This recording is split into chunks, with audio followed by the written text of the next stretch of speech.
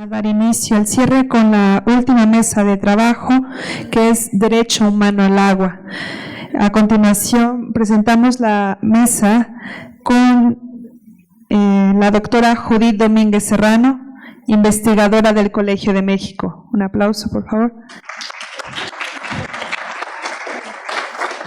Contamos con la presencia del maestro Francisco Javier Martínez Esponda, director regional de la oficina del SEMDA para el Golfo de México.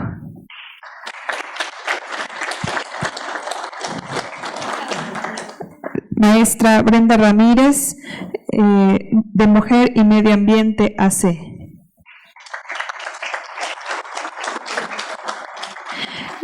Como moderador, licenciado Jorge Alberto Arriaga Medina. Cedemos la palabra al moderador de la mesa. Buenas tardes.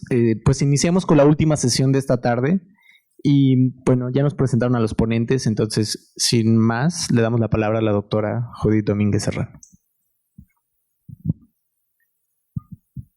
¿15 minutos? Oh, ¿sí? 15. Tenemos 15 minutos cada uno. Bueno, yo traía una presentación, si la pueden poner, por favor.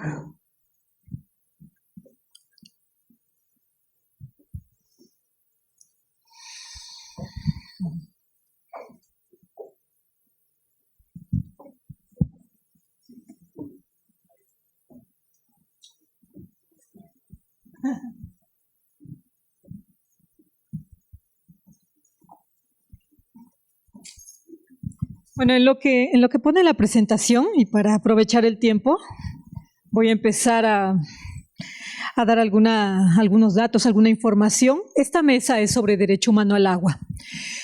Parece que últimamente, así como en los últimos 3 años, sobre todo en los últimos 3 años en México, se ha puesto de moda hablar de derecho humano al agua.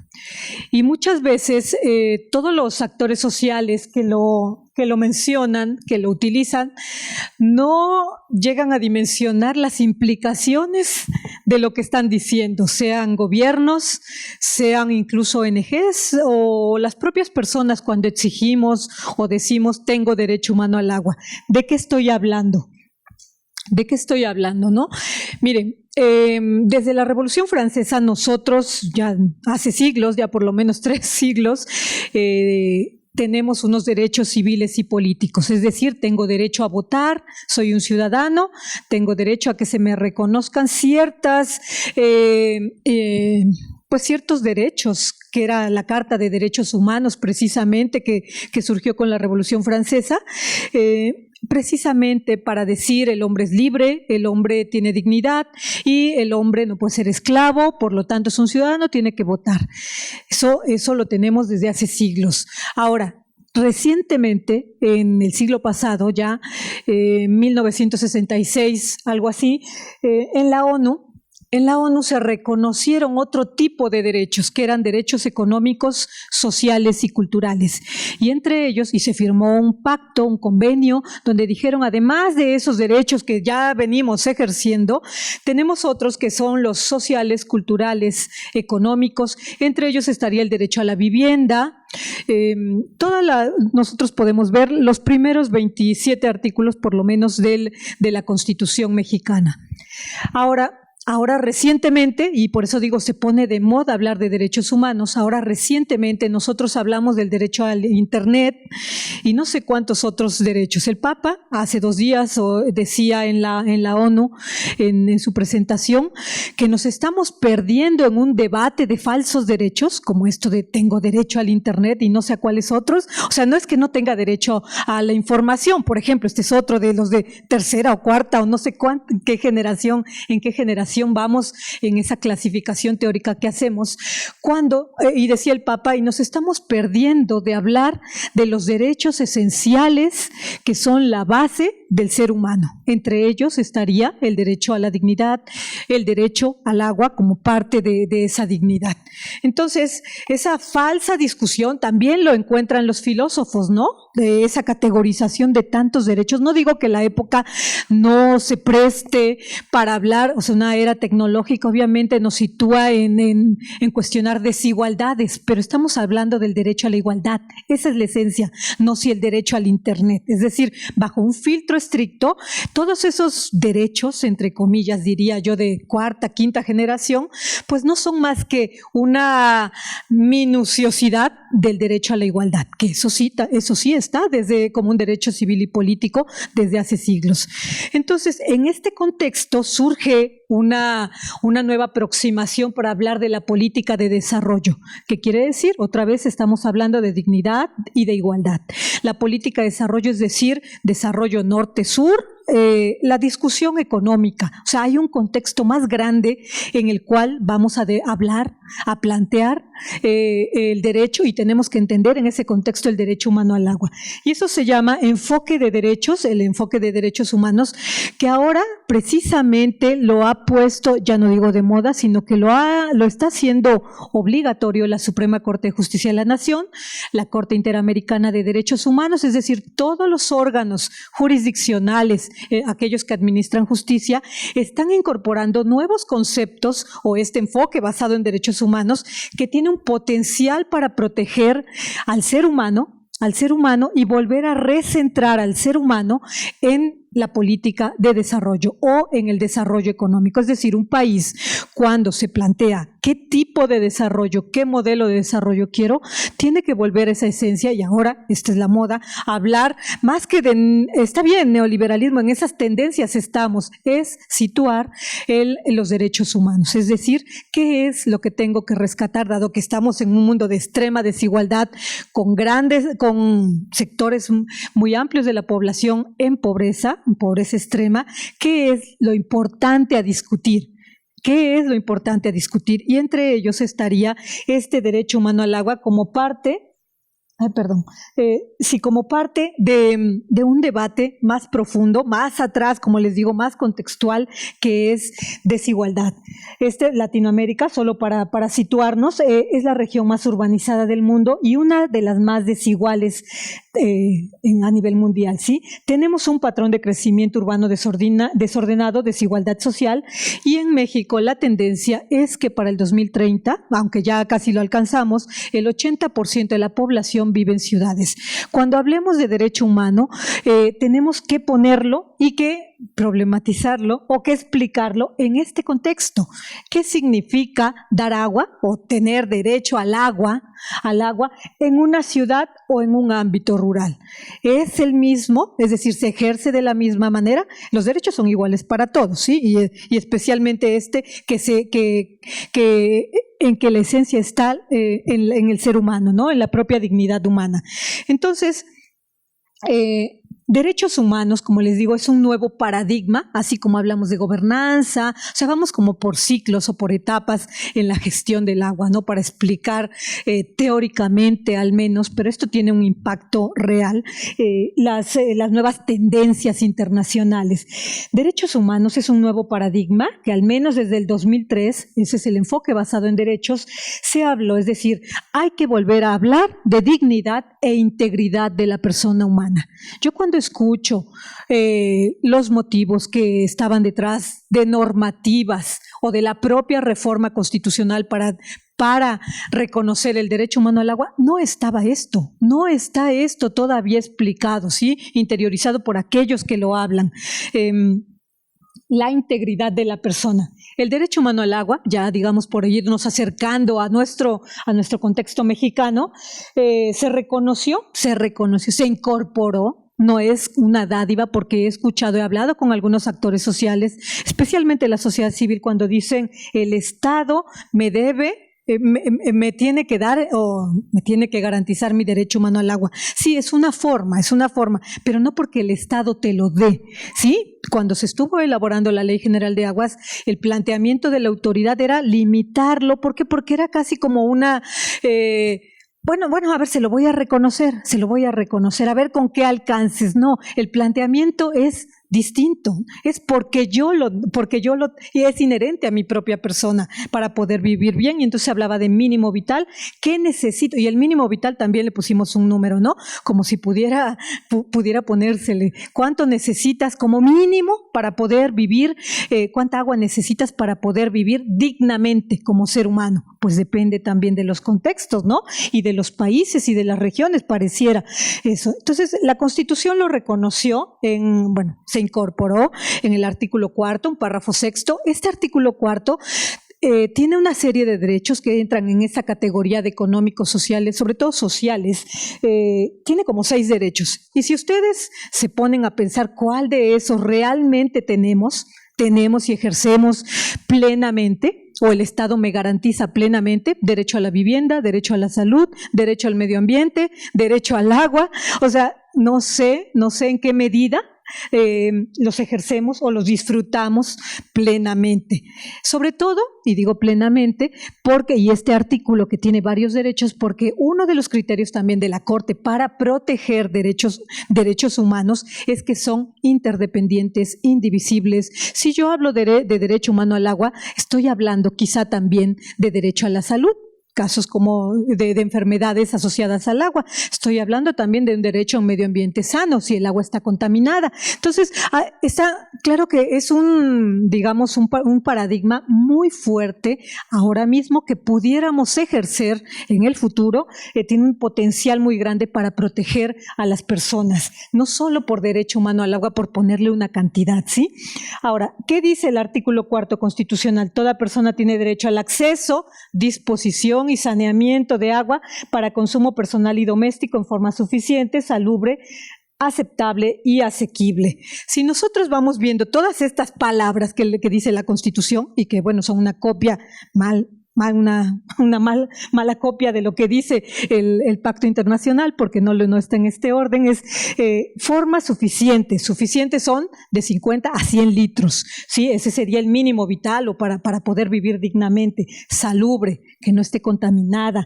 Aceptable, de color y sabor, que no me cause un sabor extraño, ¿no? A la hora de ingerirlo. Asequible, que no pague yo más por el agua.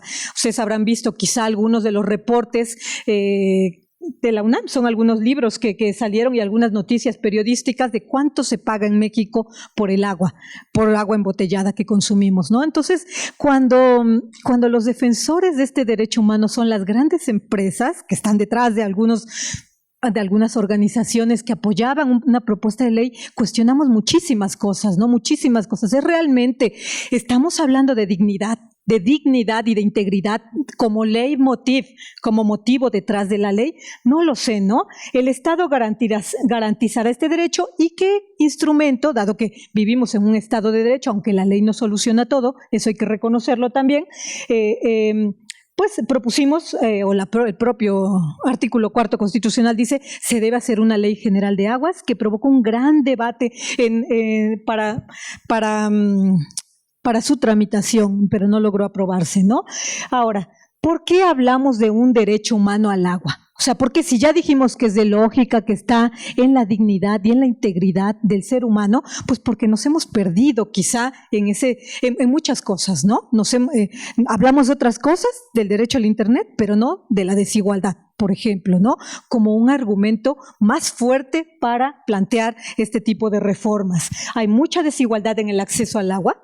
Hay poblaciones muy vulnerables, ahí está viendo, hay fuerte estrés en el entorno ambiental. Ahora, solamente algunas láminas para mostrarle cómo debemos resolver ese problema. ¿Cuánto me queda? 5 minutos. ¿Cómo debemos resolver ese problema de derecho humano al agua? La Ley General de Aguas era como si todos fuera igual, ¿no? Esa propuesta de ley equivocada en muchas cosas, en otras tenía cuestiones rescatables, pero ¿cómo vamos a resolver el problema? No con 2 páginas de articulado, ¿no? Como proponían de capítulo de derecho humano, 2 páginas, no. Esta era la ley del derecho humano al agua. Teníamos que abordar muchas cuestiones muy importantes, y si no, estábamos perdiendo una oportunidad. ¿Cuáles cuestiones? Bueno, pues teníamos que partir de la realidad. La gente que escribía la ley tenía que saber de qué estaba hablando, de qué país, ¿no? O sea, estamos hablando de un país altamente urbanizado, aquí tienen algunos datos, pero también muy diferenciado, que vive en ciudades medias. Las ciudades medias tienen un problema muy distinto al que puede tener la Ciudad de México, que es la gran zona metropolitana u otras zonas metropolitanas, ¿no? Ahí hay un problema y hay una solución que había que dar o que plantear o que abrir la puerta, pero la mayoría del país son ciudades medias, es decir, ahí entre 100,000 habitantes, ¿no? De 100,000 habitantes, y sin embargo, pues no había esa entrada. La ley no tiene que decir todo, pero sí tenía que haber puesto pautas para irlo resolviendo. También teníamos que pensar en otro tipo de realidad, y es que la periferia también es diferenciada dentro, tiene diferencias dentro de una misma ciudad, ¿sí? Ahí teníamos que plantear alternativas, y quizá ahí es donde está el principal problema cuando hablamos de medio ambiente urbano. Pero también teníamos que pensar en las casi 200,000 localidades rurales que tenemos y que requerían otro tipo de soluciones, porque el problema de acceso al agua es diferente. Acabo de leer un proyecto de artículo que se iba a publicar, que me dieron a dictaminar, y era en el medio rural, el planteamiento era: en el medio rural tenemos acceso al agua, o la gente tiene acceso al agua, con lo cual es mentira lo que dicen los informes internacionales de que es el lugar donde hay menos déficit, pero no, le faltaban muchos elementos. Esa agua no es apta para consumo humano, muchas veces puede tener otros problemas, hay que caminar para ir por ella, entonces no cumplía algunos requisitos del derecho humano al agua que no voy a mencionar por la falta de tiempo. Teníamos que pensar en eso, tenemos ahora una población rural, pero también, y esto es un faltante muy grave, muy grande en ese proyecto de ley, que ahora que se está trabajando nuevamente, ojalá se corrijan todas estas cosas, ¿no? Porque aquí hablábamos de la asequibilidad. El agua será asequible. ¿Eso qué significa, no? Había que decir qué significaba a partir de una realidad con 2 millones más de pobres que hay, ¿no?, en el país. Y también el vínculo, que creo que ese es muy evidente, entre agua y salud. Agua y salud tiene un vínculo, porque aquí con este mapa, la fuente INEGI, que no aparece, 2010, el censo, donde Chiapas es uno de los estados con más mortalidad infantil por enfermedades asociadas al agua. Pueden ustedes ver, entonces el vínculo con el agua es muy grande ahí, y que tendría que estar en esa interdependencia de derechos humanos. Y luego, cuando nos hablaban, esto estaba fuera también del proyecto de ley, esto es el derecho humano al agua, esto es lo que significa el derecho humano al agua, y así es como debería haberse entendido. Incluye, aunque no se quiera reconocer, el derecho al saneamiento básico, saneamiento de ríos también, o sea, es muy amplio el concepto esto. Este es un ejemplo de hace algunos años, Chalco, donde ustedes habrán visto en las noticias las inundaciones de aguas negras. Aquí entra eso, ¿qué es saneamiento básico? ¿Tiene que ver con la salud? Pues sí tiene que ver también, y está dentro del derecho humano al agua. Entonces, como conclusión, en el corazón del derecho humano al agua está una cosa muy importante, que es el principio pro persona, el principio pro persona, es decir, debe favorecer en la medida más amplia y posible a las personas cuando haya cuando haya que interpretar o ponderar entre dos derechos, ¿sí? Porque va a llegar algún momento en que entren en colisión algunos derechos, el derecho humano al agua, el derecho a la ciudad, del agua, por ejemplo, en el caso de la tribu Yaqui, el derecho de la ciudad al agua, o el derecho del pueblo indígena a tener su propia agua y disfrutar de su propia agua. Entonces, estos son criterios, así muy rápidamente, y lo que significaría hablar en serio de derecho humano al agua en el país para un proyecto de ley que tiene que hacerse, espero que en poco tiempo. Muchas gracias.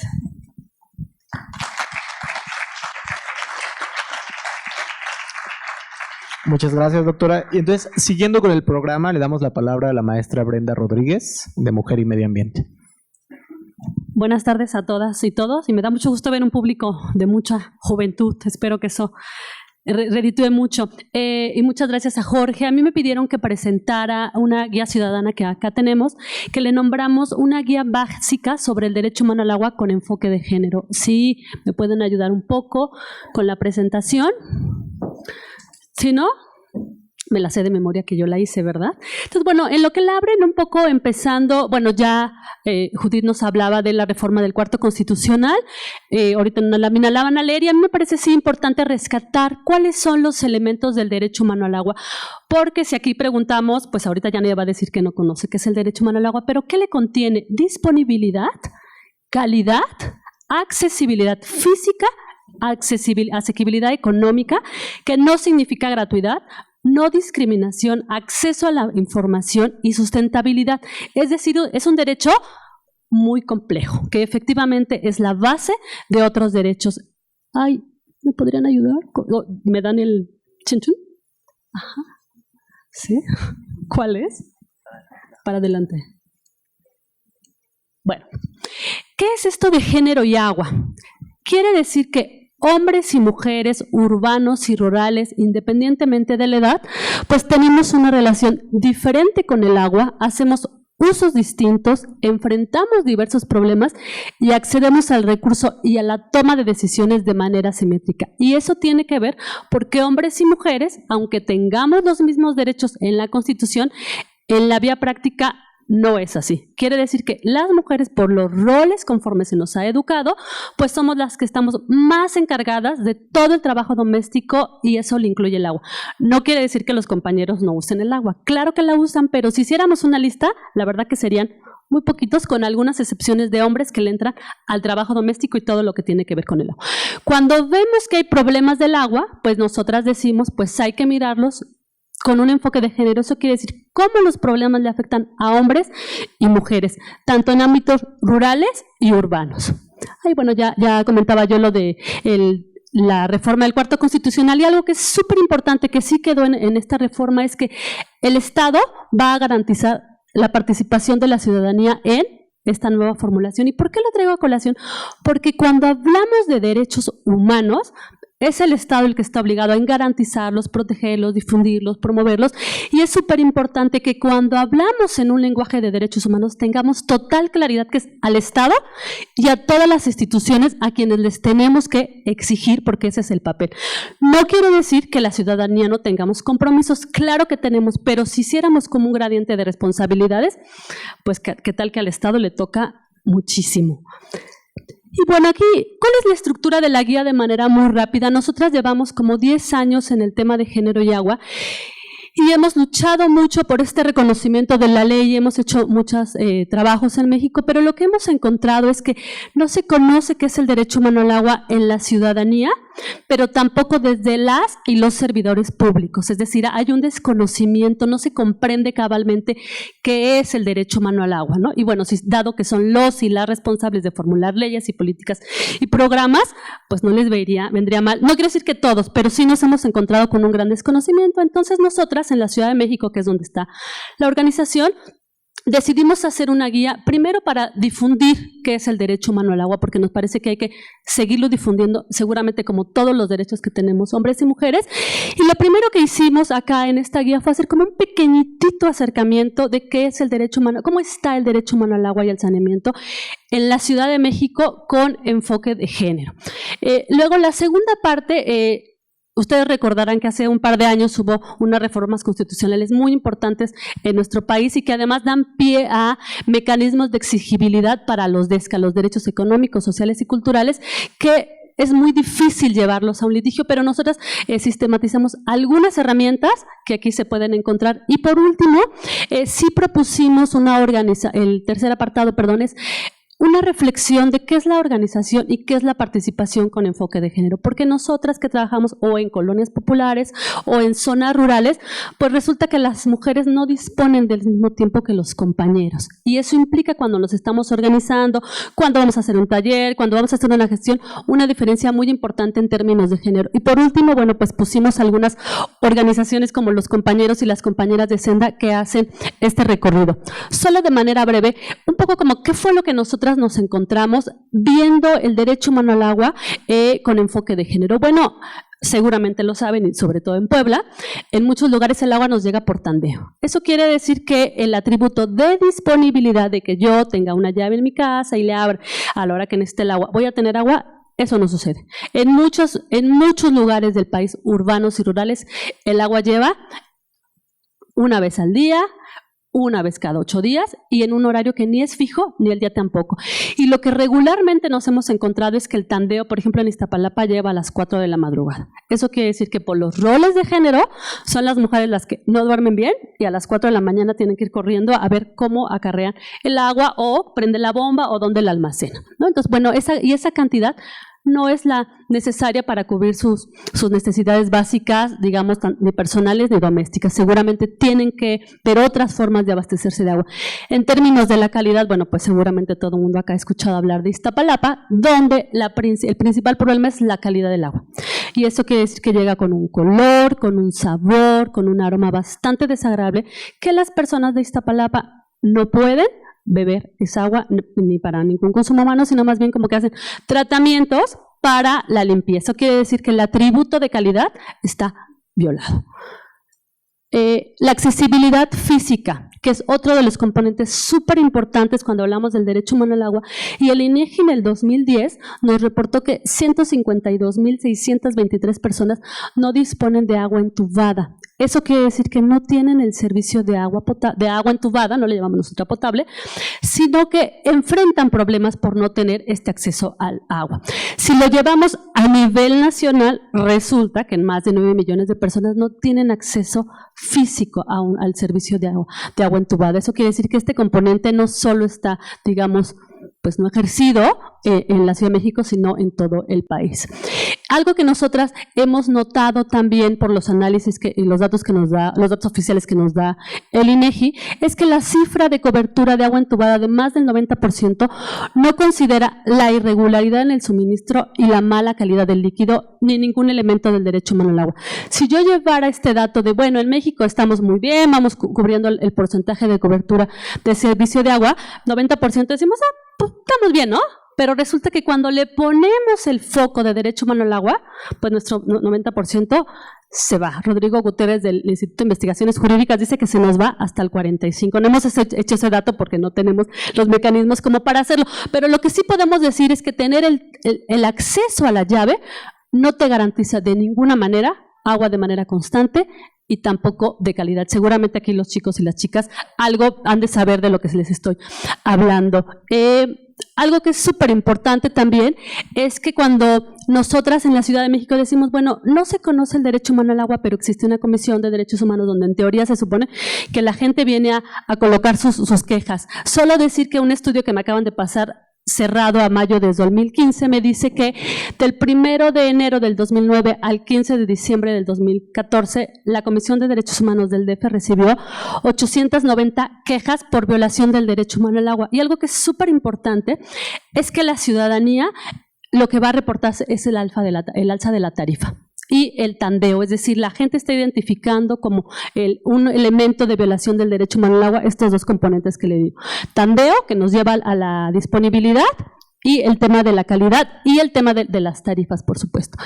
¿Qué es lo que nosotras encontramos aquí? Es que el modelo de gestión provoca que se reproduzcan los rígidos patrones de la división sexual del trabajo. Es decir, que hace que las mujeres sean las que más están en el trabajo doméstico y con todo lo que tiene que ver con el abasto de agua.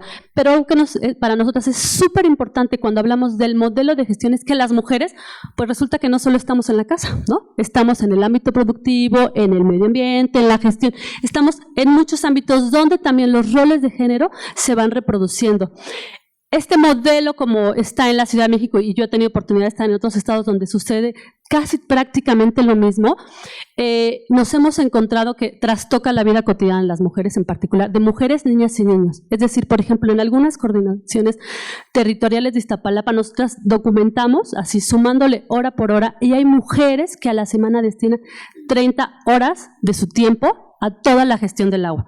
Y por gestión del agua me refiero a ir a formarse a la pipa, a hacer la gestión, a acarrearla, a mejorar la calidad, a ponerle la manta de cielo en la llave, a filtrar, a hervir. Es decir, hay una gran actividad que hacen sobre todo las mujeres y esto impide que al estar violados algunos elementos del derecho humano al agua, el hecho de que las mujeres dediquen tanto tiempo, pues quiere decir en principio que no descansan tanto como las y los otros integrantes de la casa, pero que tampoco tienen chance de ir a trabajar, ir a prepararse, participar en la vida comunitaria, es decir, les trastoca de verdad muy fuerte la vida a las compañeras, y lo que nosotros ahí estamos encontrando es que eso implica un subsidio de género tanto para el Estado como para las familias. Seguramente aquí se acordarán del programa Oportunidades, que ahora tiene otro nombre.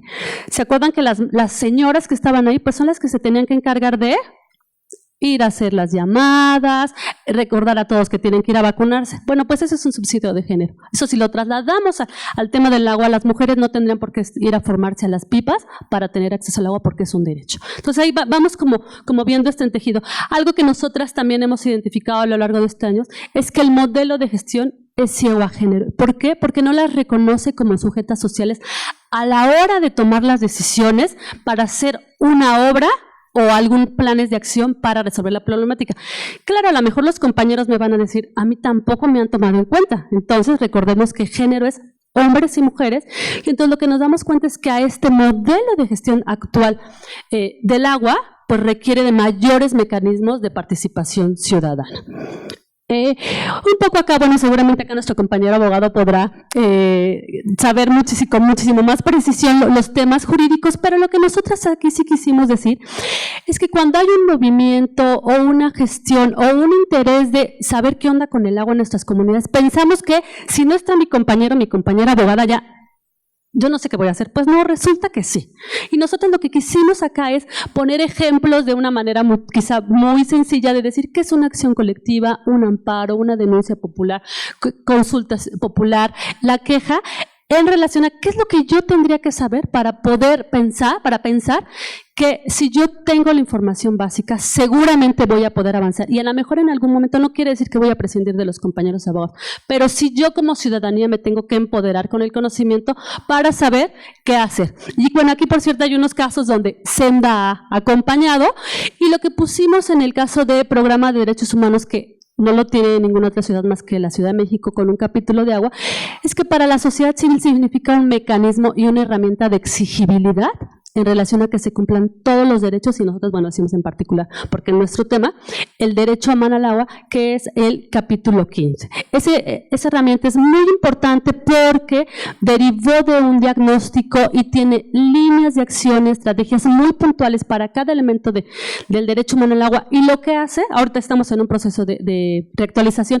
pero lo que hace es irle diciendo puntualmente a quién le toca. Por ejemplo, el tema de la calidad, bueno, pues le toca no solo al sistema de aguas, le toca a la Secretaría de Medio Ambiente, es decir, lo que hace es como una articulación interinstitucional para decir a quién le toca. Y algo que es súper importante, que si bien no tiene un respaldo jurídico como tal, pero que sí es una herramienta, es la Carta de la Ciudad de México por el derecho a la ciudad. ¿Por qué? Porque, bueno, en aquel entonces el jefe de gobierno lo ratificó, y lo que para nosotros nos plantea es un nuevo paradigma de desarrollo. Es decir, cuando hablamos de derechos humanos, de DESCA, del derecho humano al agua con enfoque de género, lo que está detrás es cómo tendríamos que evolucionar hacia un nuevo modelo civilizatorio, que pase por un uso sustentable de los recursos naturales, pero también por relacionarnos de manera diferente y amigable con el medio ambiente, con un enfoque de género. Bueno, aquí solamente decir las organizaciones que encontramos que son las que nos pueden orientar sobre estos mecanismos de justiciabilidad en relación a los DESCAS, en particular con el derecho humano al agua, el Centro de Derechos Humanos Fray Francisco de Vitoria, que solo está en el DF lamentablemente, SEMDA, pero que aquí está nuestro compañero, y el Proyecto de Derechos Económicos, Sociales y Culturales, el PRODES. Es muy importante que conozcamos un poco como estas organizaciones que dan estas orientaciones, que seguramente a la par que nosotros iremos aprendiendo cómo ciudadanos y ciudadanas podemos asirnos de nuestros derechos y hacer una mejor gestión del agua para solucionar los problemas. Muchas gracias.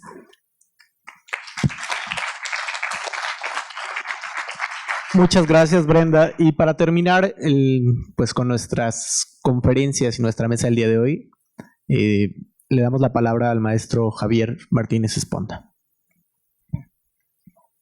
Muchas gracias. Buenas tardes a todas y todos. Un gusto estar aquí y agradecer pues la invitación a la UAP, a la UNAM y al programa. Yo les voy a platicar. De un tema que a mí me parece fascinante, que es el tema del manejo pluricultural del agua y cómo esto se relaciona con el derecho humano al agua que tiene mucho que ver con lo que decía Brenda y también tiene mucho que ver con lo que decía Judith y los ponentes anteriores. Yo quisiera preguntar o iniciar esta charla de manera de volada. ¿Alguien de aquí es abogado? ¿Alguien de aquí es indígena? ¿Alguien de aquí tiene relación con el campo? ¿Todo? Ah, maravilloso. Wow. Sí, me gustó. La que sigue, por favor. Gracias.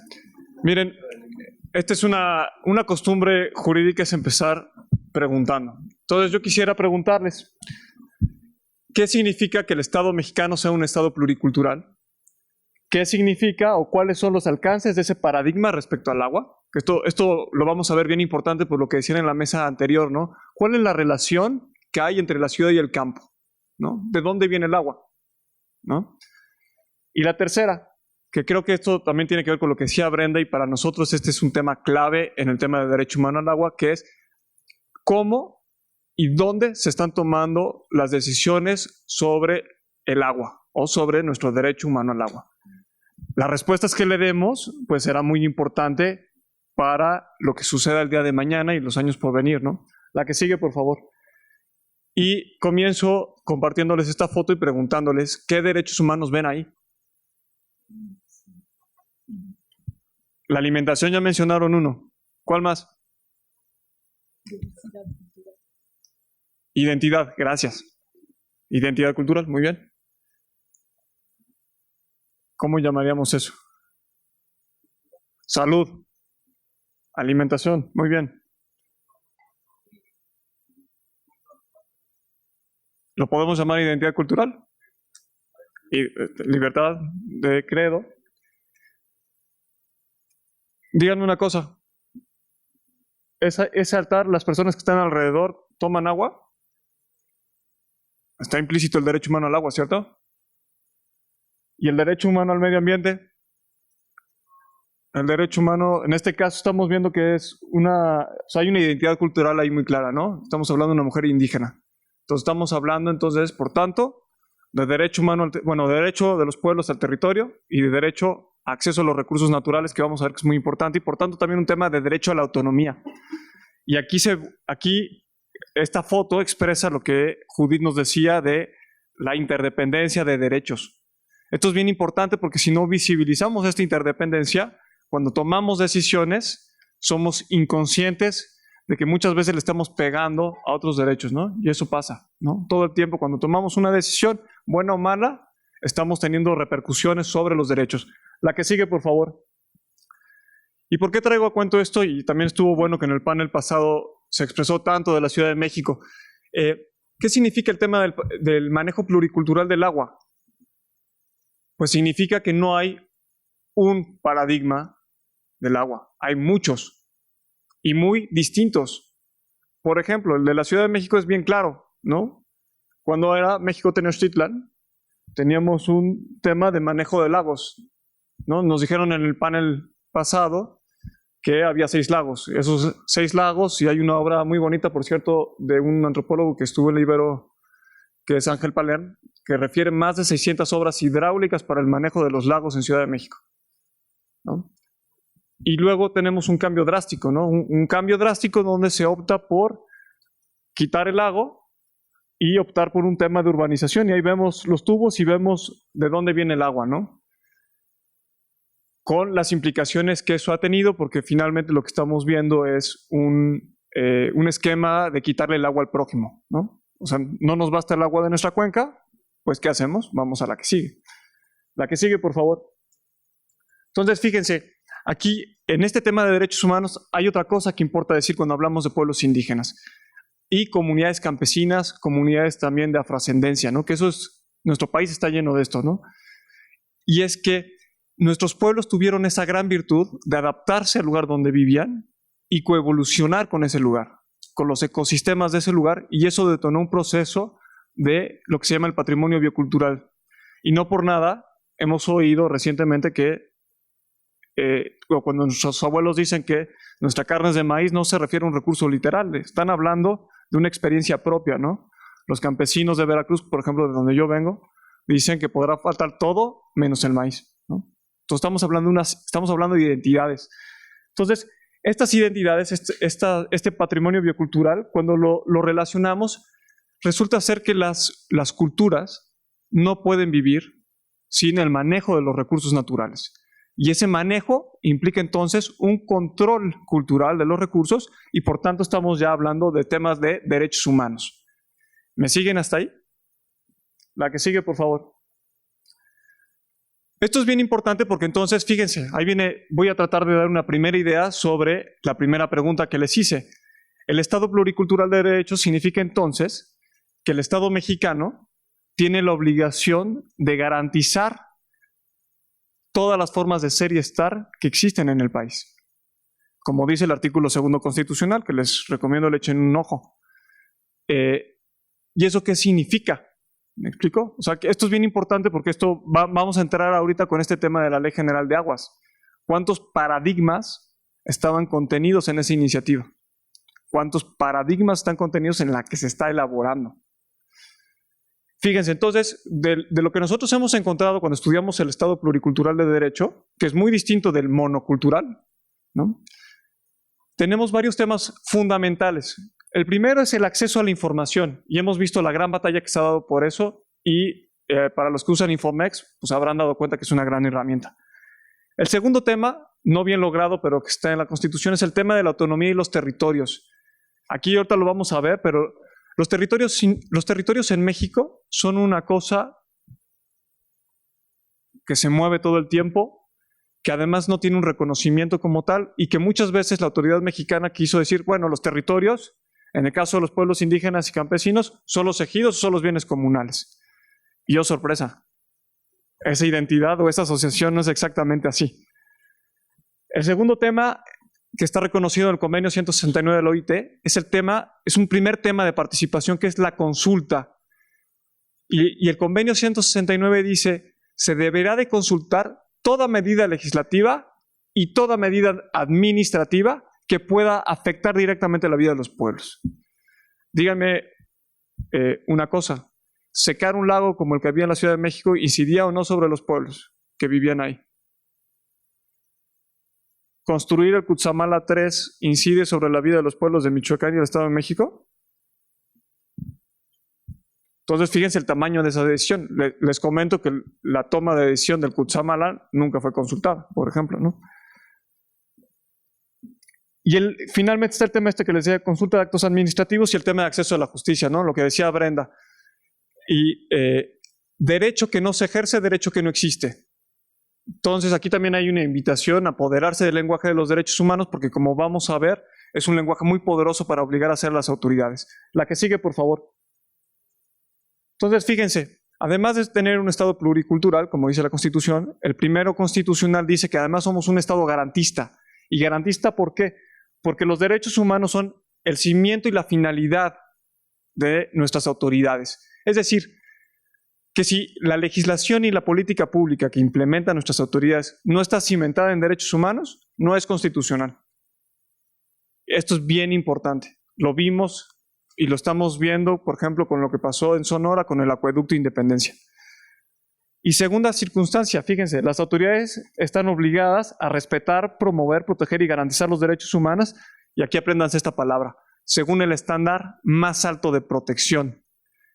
Y generalmente el estándar más alto de protección no está en la norma nacional, sino está en la norma internacional y en la jurisprudencia internacional. La que sigue, por favor. Entonces, les puse esto porque me importaba también visibilizar esto respecto al agua. Esto es lo que no tendría que hacer el Estado. Y se llama violencia cultural, y son 3 formas de violencia, ¿no? La física, la estructural y la simbólica. Creo que de los 3 ejemplos tenemos bastantes, ¿no? Por ejemplo, el caso de los transgénicos, toda esta campaña de Sin Maíz No Hay País tiene que ver con una defensa en contra de la violencia simbólica, pero también es a su vez estructural porque hay todo un andamiaje construido para fomentar algo que amenaza estas identidades. La que sigue, por favor.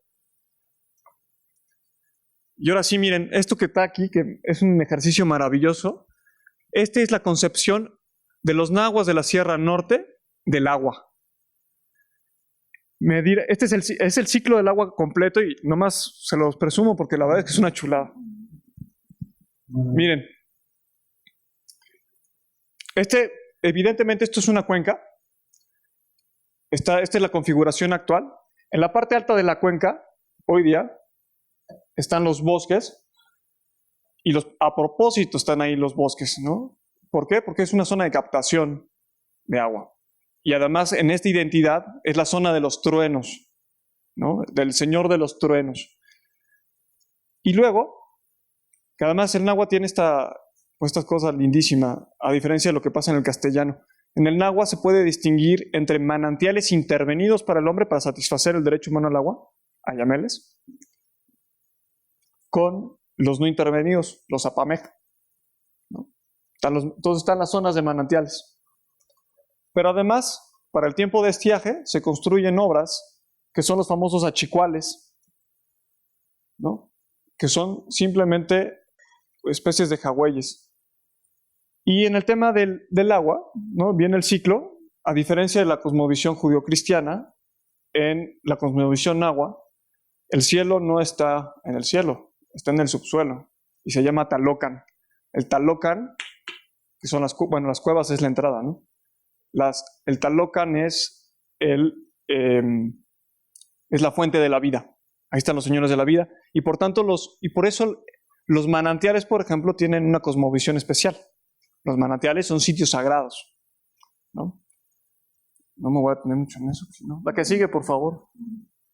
Y fíjense, eso es la primera idea. Ahora, la segunda idea, y les recomiendo que entren a esta página, es cartocritica.com, que se ha encargado de construir un montón de mapas.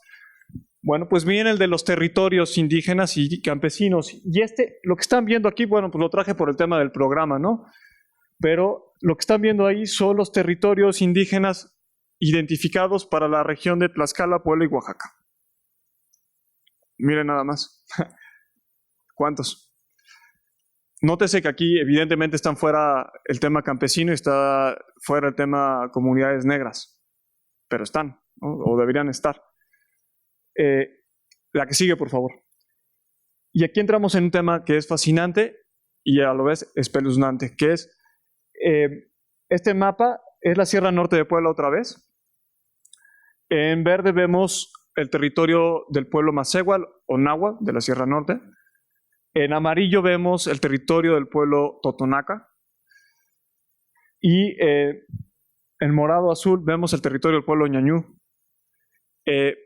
Y no sé si este nomás fue un ejemplo, pero no sé si alcanzan a ver marcado en esos recuadros amarillos, pues son concesiones mineras, ¿no?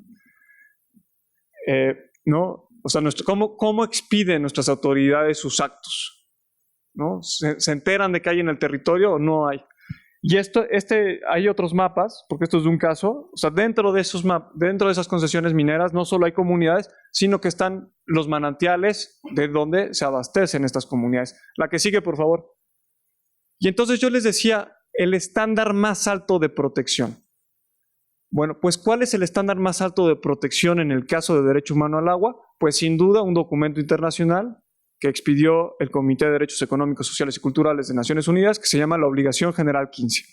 Está en línea, les recomiendo que le echen un ojo, pero para el caso que nos ocupa, yo quería compartirles 3 obligaciones muy concretas que menciona este texto.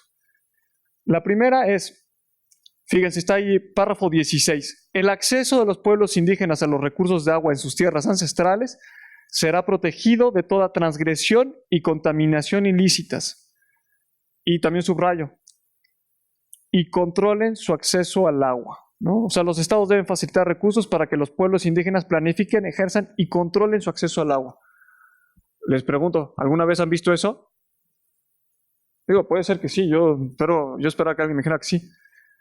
La segunda, comprenden de otras cosas, esto es para el Estado, el abstenerse de toda práctica o actividad que deniegue o restringe el acceso al agua potable en condiciones de igualdad y de inmiscuirse arbitrariamente en los sistemas consuetudinarios o tradicionales de distribución del agua. ¿Ustedes sabían que las comunidades tienen sistemas tradicionales de abasto de agua? La que sigue, por favor. Tú sí sabías, muy bien. Y ahorita vamos a eso, porque ese es un tema clave y ese es uno de los temas que está totalmente ausente de la iniciativa de ley de aguas. Y la tercera obligación que yo les quería compartir, y esta no es solo para pueblos indígenas, sino es para la ciudadanía y las personas en general, y por eso es bien importante que participemos. Y es este tema: cualquier decisión que pueda afectarnos en nuestro derecho humano al agua tiene que ser consultado. ¿Y cómo o cuáles son las características de esta consulta? Bueno, pues ya nos lo decían y hay bastante literatura al respecto, ¿no? Uno es la oportunidad de una auténtica consulta con los afectados, el suministro a tiempo de información completa sobre los medios proyectados, tercero, la notificación con antelación razonable de las medidas, ¿no? O sea, enterarnos a tiempo, gracias, para poder participar, no cuando el bulldozer ya llegó o cuando la decisión está tomada, ¿no? Lo que hemos visto en la historia es que cuando la decisión está tomada, quieren consultarnos. Ese es el caso del Acueducto Independencia, por ejemplo, ¿no? Aquí hay un texto también muy bonito que se llama La escalera de la participación, de un autor que se llama Arnstein, y él lo que hace, identifica esta escalera y pone 3 niveles de peldaños, ¿no? Hasta abajo están 3 niveles que llama el manipulación, en medio tiene una cosa que se llama consulta, y el tema, los 3 de hasta arriba es verdadera participación, ¿no?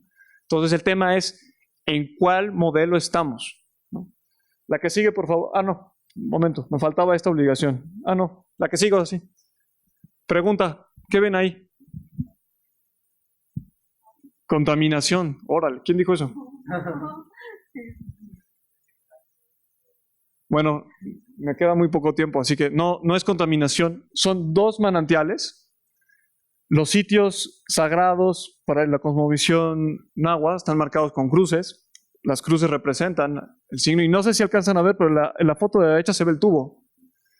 Lo que es esto son, o lo que traté de mostrarles aquí, por una parte es esta sacralidad del lugar, y por otra parte el tema de que es un bien común que está siendo manejado a través de un sistema tradicional, es decir, que se rige por usos y costumbres con unas particularidades muy diferentes a una comunidad urbana. Y aquí viene un tema bien importante, por lo menos para los que habitamos en la Sierra Madre Oriental, que es en las comunidades, y salió ahorita el tema, el abasto de agua no está siendo garantizado por el municipio, está siendo garantizado o está siendo cumplimentado por las propias comunidades que se organizan de manera autónoma, ¿no? Entonces aquí lo que estamos viendo es estos ejercicios de derecho a la autonomía, de derecho al territorio y derecho al agua. La que sigue, por favor. Retomo, están aquí otra vez nuestras preguntas. Hemos tratado de darles de alguna manera una respuesta. La que sigue, por favor. Yo quiero cerrar mi comentario para que sea también en tiempo y forma con estas reflexiones sobre la iniciativa de Ley General de Aguas, marcando estos puntos, ¿no? En la oficina hemos sido como muy críticos respecto de lo siguiente, ¿no? El tema del manejo pluricultural del agua es invisible, ¿no? El paradigma en el que se sustenta esa iniciativa sigue siendo un moderno occidental y en nuestra opinión tiene mucho que ver con justificación de trasvases que otra cosa, ¿no? Sí. El segundo, no hay una modificación del paradigma imperante en el manejo y participación. Es decir, si le echan un ojo a la Ley de Aguas Nacionales con la iniciativa que se propuso, no hay una modificación en el paradigma, en el modelo de gobernanza del agua. Es decir, el jefe sigue siendo la Conagua, ¿no? Quien sigue expidiendo los títulos de concesión son los organismos de cuenca, donde manda la Conagua, ¿no? Donde los consejos y los comités de cuenca son asesores. Entonces, no hay una incidencia real de la ciudadanía en la toma de la decisión. A nuestro entender, eso significa que no ha habido en lo que la teoría de los derechos humanos se llama un avance progresivo, ¿no? Y bueno, pues, obviamente pues eso tiene una lógica. Una tercera es esta relegación del manejo integrado de las cuencas. Mientras no veamos a la cuenca en su integridad y la sigamos viendo de manera aislada, pues tendremos los problemas que seguimos teniendo y no estaremos construyendo soluciones. Un cuarto tema es que no se desarrollan esquemas efectivos para atacar las causas de la contaminación. El tema del saneamiento, ese es un tema básico, ¿no? Yo les hablaba de la maravilla esta de los sistemas tradicionales de abasto de agua. Ellos también tienen un gran déficit de cómo saneamos el agua, ¿no? Y hay soluciones, ¿no? No tienen que ser estas grandes plantas tratadoras de agua. Y quinto, no se visibiliza el vínculo de dependencia de las ciudades respecto del campo, ¿no? Por ejemplo, mediante el establecimiento de una política pública progresiva sobre el pago de servicios ambientales hidrológicos. O sea, es decir, en la iniciativa tampoco cambió el paradigma de llevarnos el agua del prójimo. Y eso es bien grave. Y hay muchos estudios, por ejemplo, hay un estudio importante de la UAM que dice que la Ciudad de México podría vivir solo del agua que cae en lluvia, ¿no? Entonces, aquí la pregunta es, ¿por qué necesitamos entonces un Cutzamala? ¿No? La que sigue, por favor. Bueno, yo termino, yo estoy a sus órdenes, esos son mis datos y están también los datos de las oficinas regionales y pues muchas gracias por su atención.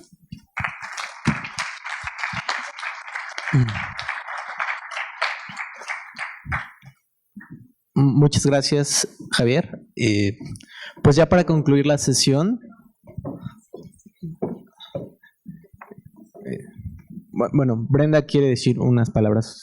Yo solamente agradecer que Francisco trajo a colación el tema en el cual estamos viviendo. Estamos en un momento de coyuntura donde Puebla ya pasó por un proceso de privatización que me parece que tendría que alertarnos. Como bien hacemos el llamado desde la sociedad civil, estamos en un momento de coyuntura porque es muy probable que nuevamente se esté cocinando una ley general de aguas donde tenemos que luchar porque el objeto de esa ley sea garantizar el derecho humano al agua en todos sus componentes y no con estas alertas que nos llama Francisco. Están también los datos y traigo materiales para compartir. Y un documento que me gustaría compartir a la mesa, que es un documento, si bien es cierto, es una primera aproximación de como algunas recomendaciones de cómo ir incorporando el derecho humano al agua, la sustentabilidad, la participación y el enfoque de género en una ley de agua. Lo traemos para compartir. Muchas gracias. Muchas gracias, Brenda.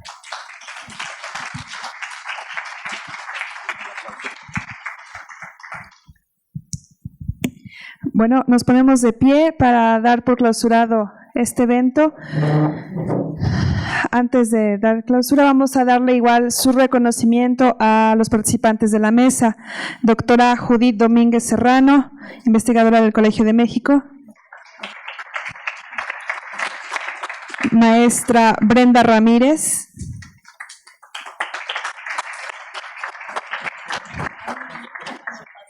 Maestro Francisco Javier Martínez Esponda. Y el moderador de la mesa, Jorge Alberto Arriaga.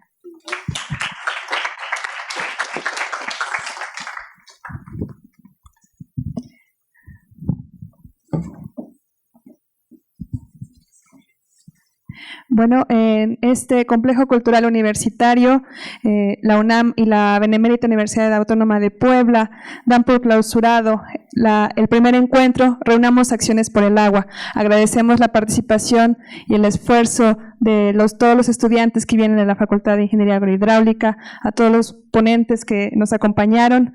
Muchas gracias a todos por su participación.